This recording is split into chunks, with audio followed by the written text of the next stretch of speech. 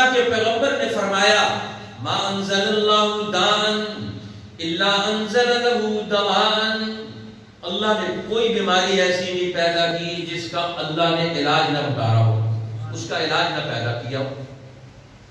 اور حضرت سفیان اس حدیث کے دوسرے راوی یہ دوا الا انزل له دواءً کی بجائے وہ لفظ پڑھتے تھے الا انزل له شفاءً، اللہ نے اس کے لیے شفا بھی پیدا کی ہے، اللہ نے اس کے لیے شفا بھی پیدا کی ہے، کوئی بیماری ایسے پیدا نہیں کی جس کی شفا پیدا نہ کی ہو۔ لیکن فرمایا شفا ملے گی کسے؟ گھر بیٹھنے والے کو نہیں ملے گی، ہاتھ پہ ہاتھ رکھنے والے کو نہیں ملے گی۔ فرمایا علمہ من علمہ جہلہ من جہلہ، فرمایا جو اس دوا کا، جو اس شفا کا علم حاصل کرے گا وہی اس کا عالم بن کر اپنی زندگی کی بقا اور صحت کا وہ ضامن بن جائے گا۔ وَجَهِلَهُ مَنْ جَهِلَهُ، اور فرمایا جو اس اللہ کی پیدا کی ہوئی دوا سے، اللہ کی پیدا کی ہوئی شفا سے جاہل رہے گا، وہ دنیا میں جاہل بن کر موت کے گھاٹ اتر کر وہ اپنی جسم کی بقا اور اپنی جسم کی صحت سے محروم رہ جائے گا۔ اس لیے ایک حدیث میں فرمایا حضرت عبداللہ ابن مسعود رضی اللہ تعالی عنہ نے، اللہ جل جلالہ نے فرمایا ما وضع اللہ من داء فی الارض، اللہ نے کوئی بیماری زمین میں ایسی نہیں رکھی الا وقد جعل له شفاء، مگر اس کے لیے اللہ نے شفا بھی پیدا کر دی، رکھ دی۔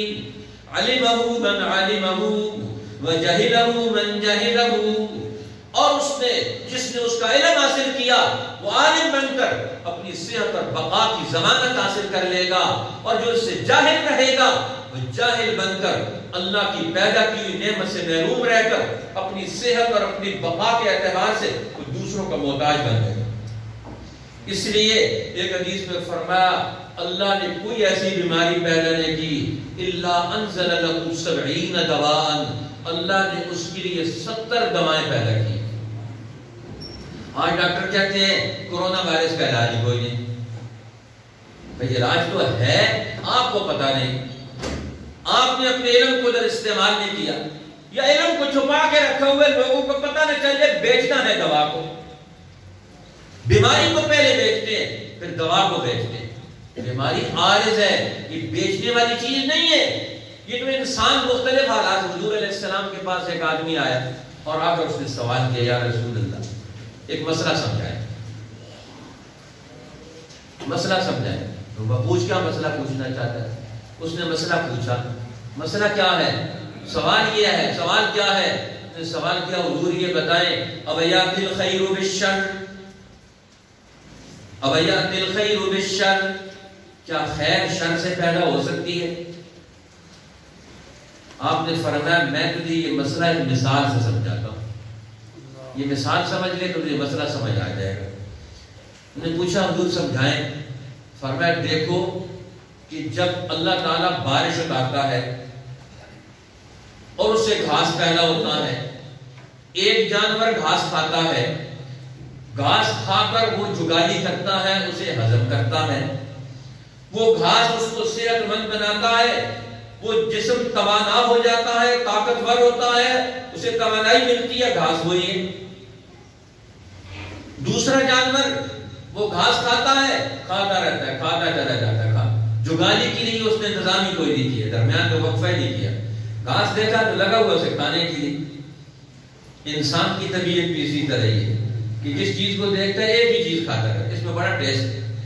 کہتے ہیں جنتی جنت میں پہنچ جائے گے، داخل ہوں گے نا، جیسے پہلے جو درخت ملیں گے نا انہیں پیچھے بڑھ جائے گے، کھانا شروع کر دیں گے۔ فرشتے کہیں گے اللہ کے بندوں بڑی لمبی چوڑی جنت ہے، بڑے باغ ہیں، آگے بہت قسم کے پھل ہیں، تو تم نے ایک ہی پھل دیکھا اسی کو چمٹ گئے ہو، تھوڑا سا آگے بھی جاؤ، آگے بھی بڑھو، بڑے پھل تیار ہیں، بڑی نعمتیں تیار ہیں، ایک ہی چیز کو چمٹے ہوئے ہو۔ وہ بڑی مشکل سے اس درخت سے اتاریں گے کہ آگے دیکھو بڑی جنت اور ہے، بڑے درخت اور ہیں، بڑی نعمتیں اور ہیں۔ تو حضور نے فرمایا یہ جانور بھی کیا کرتا ہے، ایک چیز کو مسلسل کھاتا رہتا ہے، ہضم کرتا نہیں۔ تو بیماری کہاں سے پیدا ہوئی؟ گھاس سے پیدا ہوئی، جس کے اپنے عمل سے پیدا ہوئی، اس کے اپنے عمل سے پیدا ہوئی۔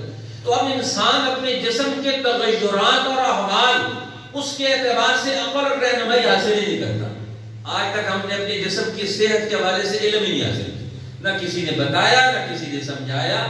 توحید کا ایک تقاضا ربوبیت کے اعتبار سے انسانی صحت کی بقا اور جسم کی ترقی اور تقاضے یہ بھی رکھتا ہے کہ اللہ کو ماننے والا وہ جاہل نہیں ہو سکتا کائنات کے نظام سے.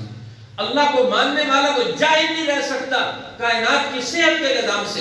اللہ کو ماننے والا وہ کائنات کی چیزوں کو صحیح استعمال کے اعتبار سے وہ اپنے آپ کو جاہل نہیں رکھ سکتا. وہ بیمار کیسے ہو سکتا ہے؟ بیماری عارضہ ہوگی. یہ عارضہ اس وقت لگے گا جب یہ جہالت میں جائے گا، جب یہ خواہش میں مبتلا ہوگا، جب یہ غفلت میں مبتلا ہوگا.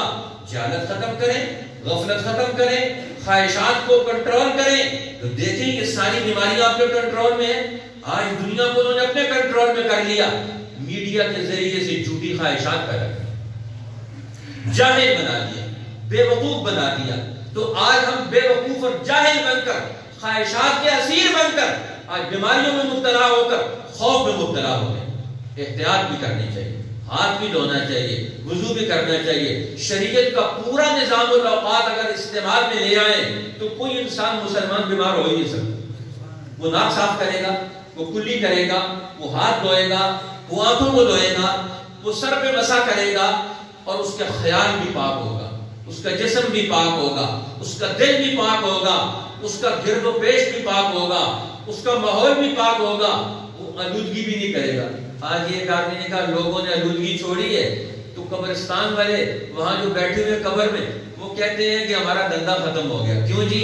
لوگ مرنے کم ہو گئے ہیں. کیوں کہتے ہیں 20% 40% لوگ وہ تو ایکسیڈنٹ کی وجہ سے مرتے تھے، اب لوگ باہر نہیں نکلتے، ایکسیڈنٹ ختم. دوسرے یہ ہوٹل کھلے ہوئے تھے بہت سارے، ہوٹل والے ناراض نہ ہونا، تو کہتے ہیں کہ بہت ساری چیزیں کھاتے تھے ادھر ادھر کی، کولیسٹرول بڑھ گیا، چیزیں بڑھ گئی، اب گھر میں پڑے ہوئے تھوڑا تھوڑا کھاتے ہیں. حکیم جالیبوس کہا کرتے تھے، کہتے ہیں لوگ بیمار ہوتے ہیں ہاتھیوں کی طرح، جانوروں کی طرح کھاتے ہیں اور بیمار ہو جاتے ہیں. ہمارے پاس آتے ہیں، ہم چڑیا کی طرح کھلاتے ہیں، تھوڑا تھوڑا ٹھیک ہو جاتے ہیں. اللہ تعالیٰ میں صحت نصیب فرمائے اور دین اسلام کی فطرت کا یہ پہلو، سیرت کا یہ پہلو، یہ سبق بھی ذرا پڑھنے کی توفیق دے دے اور پھر اس پر عمل کرنے کی توفیق دے دے. انشاءاللہ باقی باتیں پھر کریں.